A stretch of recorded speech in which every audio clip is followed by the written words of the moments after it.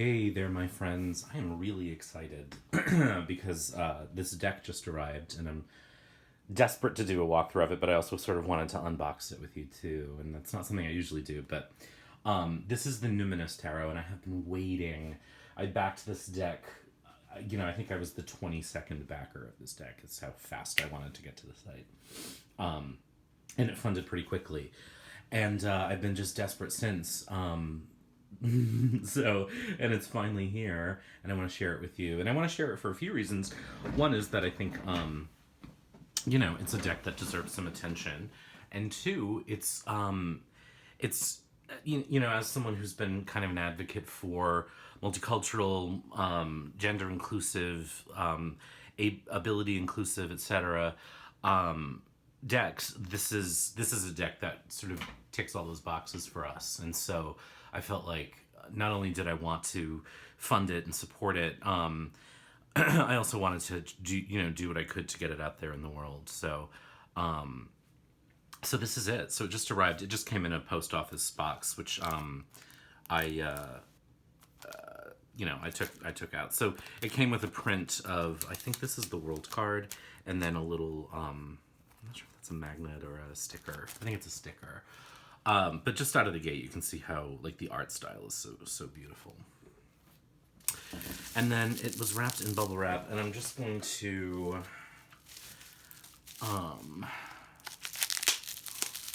slice through. I'm not a very delicate unwrapper of things. Slide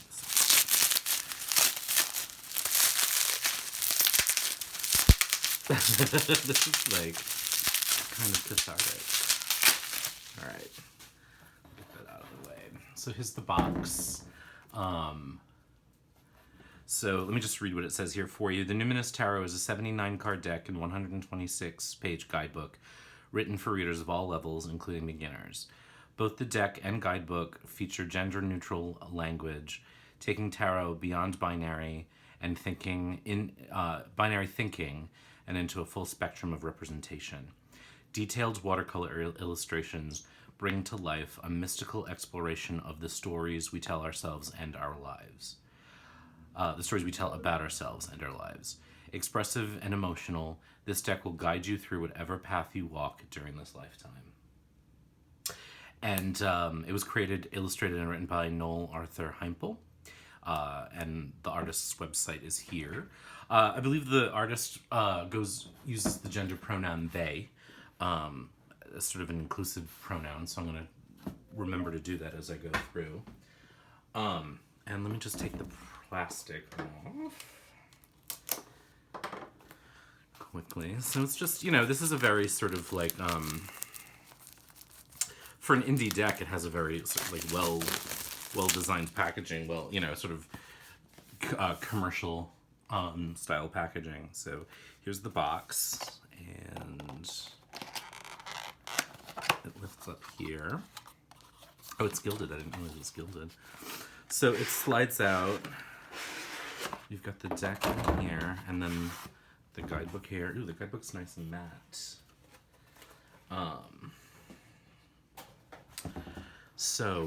Really nice matte. It's sort of, it's definitely a nice cover.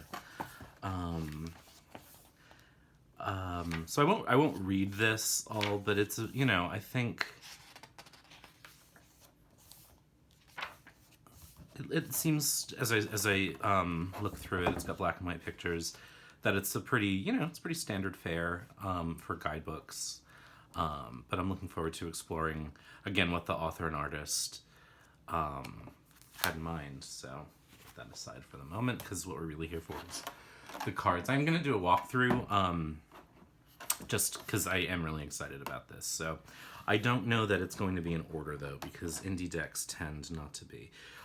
So just, it comes in this plastic thing, which is nice because you can put it back in the box. I don't think it'll do a whole lot of damage to the cards. And then the cards themselves are just held together with a little slip. So let's see. Yeah, it doesn't look like it's in order. So I'm going to put it in order And then I'll be right back. All right, that took a little while, but I've got them in order. So I'm going to go zoom in and walk the light. So here we go. So I'm just going to walk through and do my best to sort of keep this in frame. So this is a pretty positive deck. I would say overall it's not, it's Rider-Waite-Smith based. It's not, I would say, like a super esoteric deck. And so with the majors, it's some of the titles are different, and it's a little bit more modern. And of course, what you see right out of the gate with the Fool, that this is really the much more modern, free idea of the Fool, as opposed to sort of the older, more foolish iterations of the Fool. But there's the Fool with sort of this array of weather. There's like the rainbow and the clouds and surf and lightning and this cliff, but it's sort of this leap into experience. And I think it was Avalon Cameron I once heard say that the Fool is in a sense in search of experience, if I'm quoting correctly. So I feel like you get that sense here. And then I don't think I did a good job showing the back earlier, but that's the very soft, lovely back. So here's the Magician. I'm not going to talk about each one. You can sort of read the book if you get the deck and see what's there. But I just did want to... Oh, and I also didn't talk about the cardstock, which we like to do too, because I'm so excited about the deck. It's glossy. It's glossy cardstock, but it's got like a nice feel to it.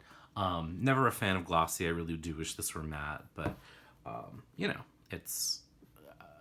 artists do tend to like glossy stock. And it's easier to get the right colors without color correction. But, I do a lot of readings on videos, so I do prefer them not to be glossy. So this is our first title change. It's the Diviner instead of the High Priestess. So it's the High Priestess card that I got a print of, which is nice. So this is a really beautiful piece of art. It does remind me, initially I thought this was the World, if you were listening at that point. But I do think it's really pretty. Here's the Nurturer instead of the Empress.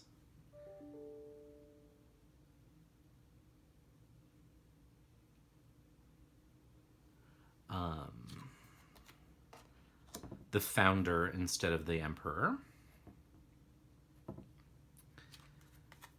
Here's the Visionary instead of the High Priest.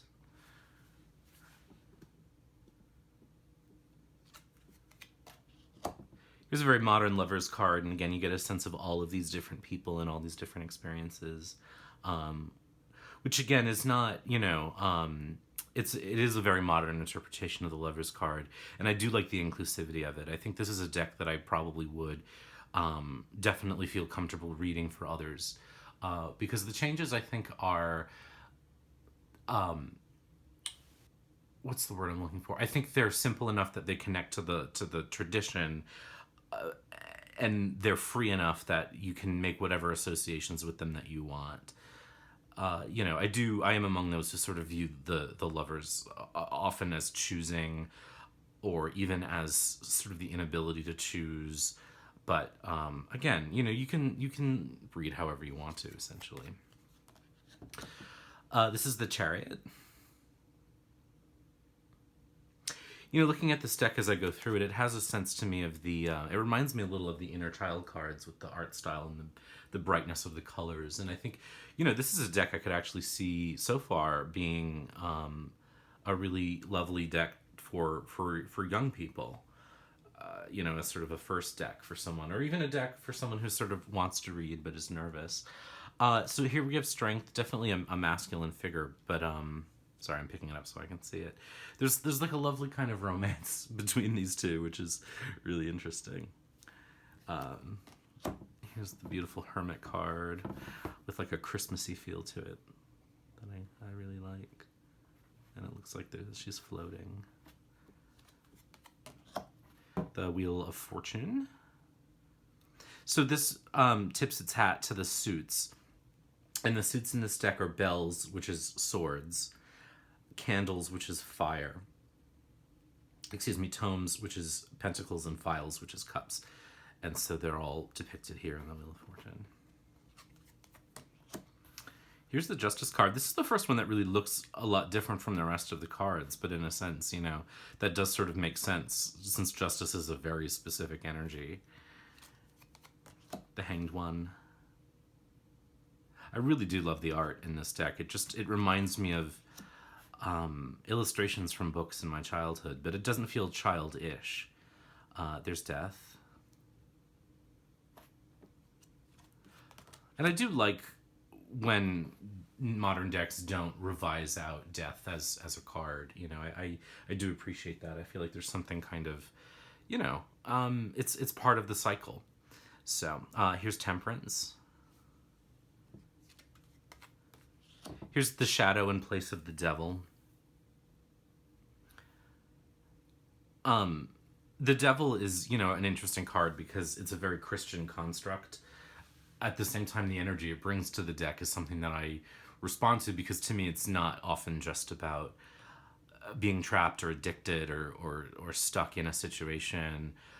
It also suggests to me temptation, and that's a card that I will often associate with sex, and sort of, especially in combination with the moon, sort of like animal qualities in humans. So, you know, when that gets revised out of the deck, I do miss it. But I think, you know, just the idea of Shadow in general shows me only one aspect of the Devil card. But again, I do think, you know, this is likely a good deck for people who are nervous or uncomfortable with that, or it's very in line with how we read, you know, modern tarot. So I think that, you know, it's an effective choice. Here's the Tower. Fairly traditional. I do love the richness of the colors of this deck. I think it's printed beautifully. Here's the Star, which I really like. I am looking forward to looking at this a little more closely, because while I put the deck back in order, this is sort of still my first, you know, up close and personal with it, because it just showed up and I blocked time on my calendar to actually do this walkthrough. Here's the Moon.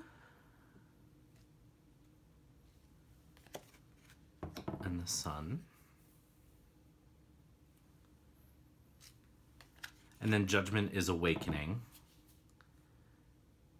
which I'm okay with, because that is part of it. Although I do interpret Judgment sometimes literally. Here's the World, which is really beautiful. And then there's an extra card called the Numinous, which is, of course, the name of this deck. And I will likely use that as, you know, I don't tend to use extra cards either, but it is pretty, so I'll probably take it out.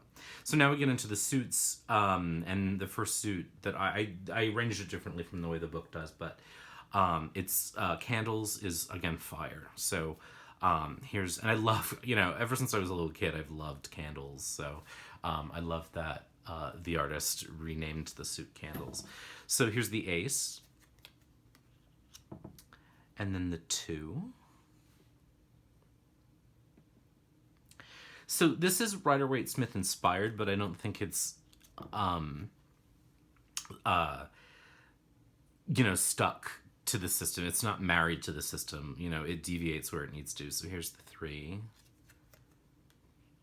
This 4 is very in line. That 3 was sort of in line. The 2 is a little farther away. But I do like these giant torches here and that beautiful dripping wax. The 5. So this is fairly Rider-Waite-Smith. You do see sort of conflict, but it's what I actually appreciate about this card is that the characters, while they're interacting with each other, are interacting in such a I'm trying to find the right words. Just sort of there's a lot of room for interpretation with the way, so you can sort of read conflict, but it doesn't necessarily have to be that. Although 5s for me do really have to do with conflict. Here's the 6 of Candles. That's a cool birthday cake. And the 7 of Candles with the fashion show. Now, like others, I do start to sort of feel like I'm being taken out of tarot a little bit when the images are too modern. But again, I knew going in, as I supported this deck, there was a lot of art that had already been created, and I think I remember seeing this one, so I sort of knew what I was getting into. there's something about when it becomes a little winky at Modern Life that it does feel a little sort of like a I don't know, it loses its timelessness. On the other hand, it that's just my bias, you know what I mean, because it's how I was, accustomed to looking at and thinking of the cards, right? So I'm coming around on it. And again, I do think that this is a great deck, especially for someone who is new to it. It's a great deck that I would feel comfortable again reading for someone, and I didn't necessarily know much about them. I wouldn't feel embarrassed that this was a very white straight deck. You know what I mean? This is an inclusive deck. So here's the 8 of candles,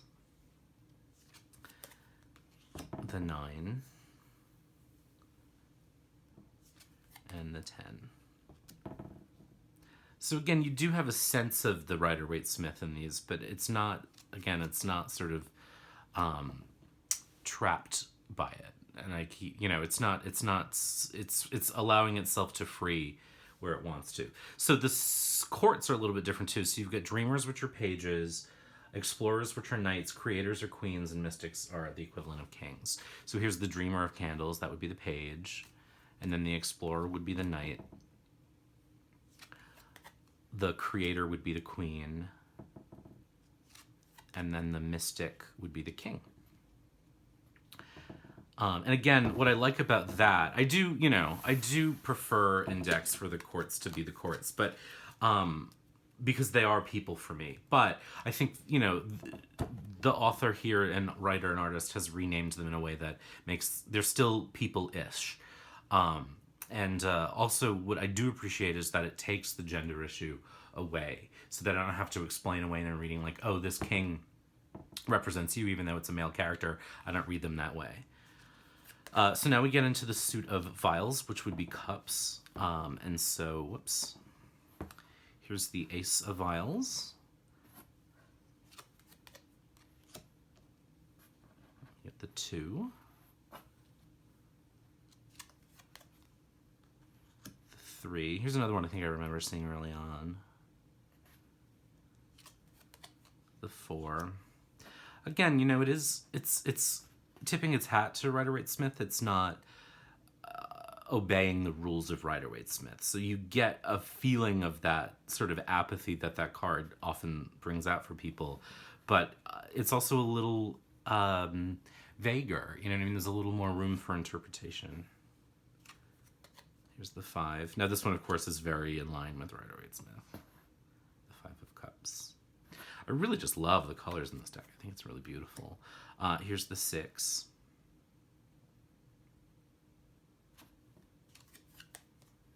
The 7. It's been so long since I've looked at a deck like this that had pictures in the pips that I feel sort of like I'm not saying enough, but I also just kind of like to let the image just sort of appear for you, so you can decide whether or not this is a deck you want or want to explore without saying too much about it. And also, it's my first time seeing it, and I'm looking at it sort of at a distance because of the camera. So, but here's the 8 of Vials, the 9, the 10, and these look like the same characters from the 3 earlier on, which is cool. So here's the Dreamer, which would again be the page. The Explorer, which would be the knight. The Creator, which would be the queen. And the Mystic, which would be the king. It's really cool, that face. These cards remind me a little bit, the court cards remind me a little bit of the... what's it called? I have it somewhere on this bookshelf beside me, and I don't think I can see it from where I am. The Faces Oracle, the one with the gene keys. I can't see it, so I can't remember the name of it, but you probably know what I'm talking about.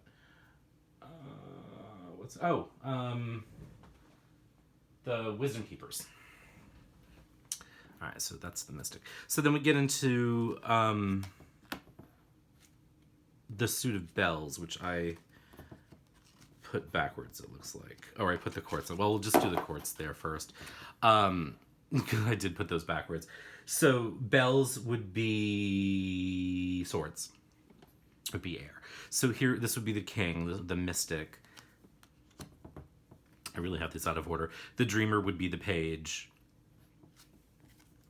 The explorer would be the knight.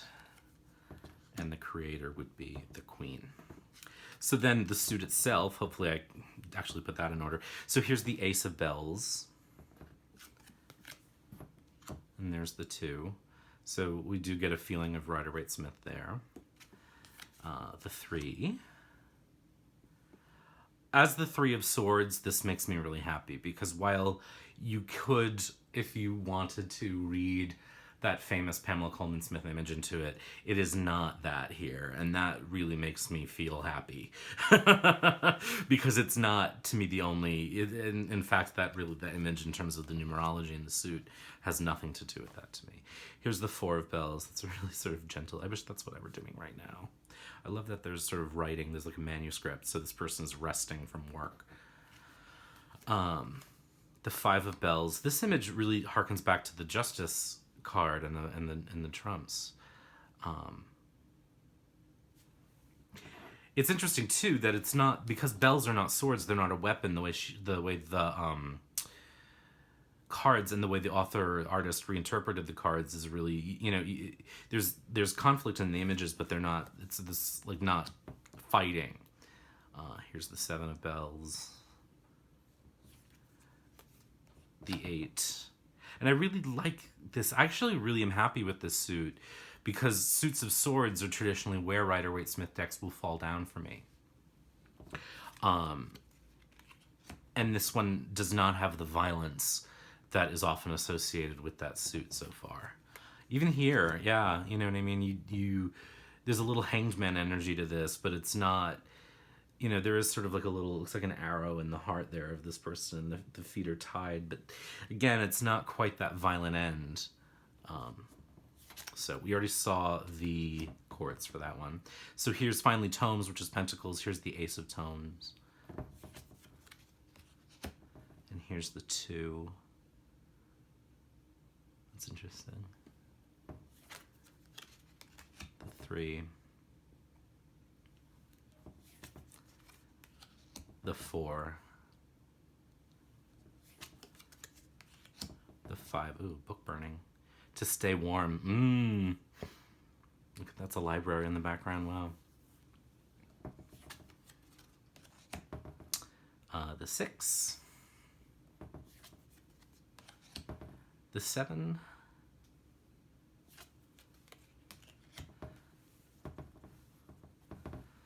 The 8.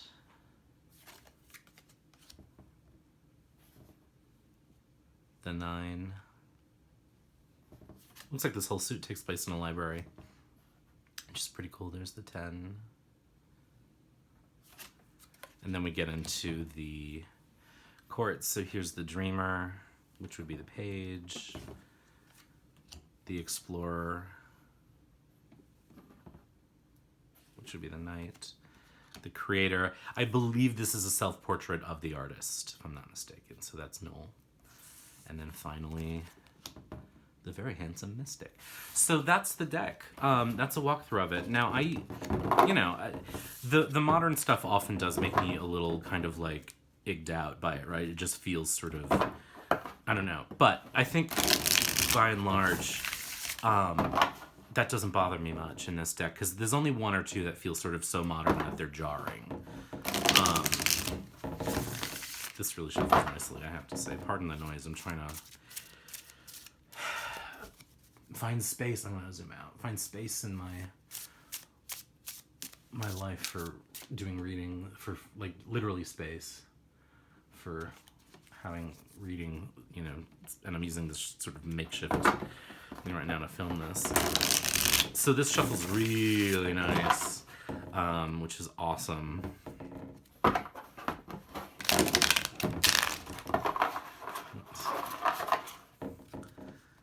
Cardstock is really nice. Again, it's glossy. It's not It's not shiny, but it's good. What's boy? Started out well. Once you start talking about the shuffling, that's when it stops behaving.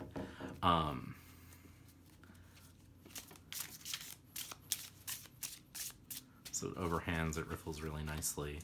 I know that the artist, again, put a lot of work and energy into the way that the deck was styled and packaged, and they did a lot of work to keep it affordable but also meet their expectations, and the style and feel of the cardstock, a lot of thought and energy was put into that. So and I think you can feel it in the deck, in the packaging, in the book.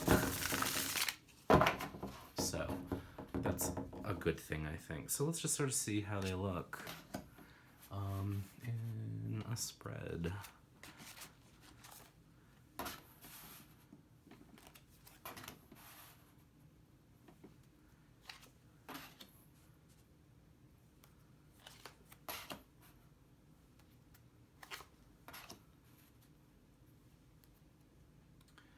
So can I move these up? Not a whole lot.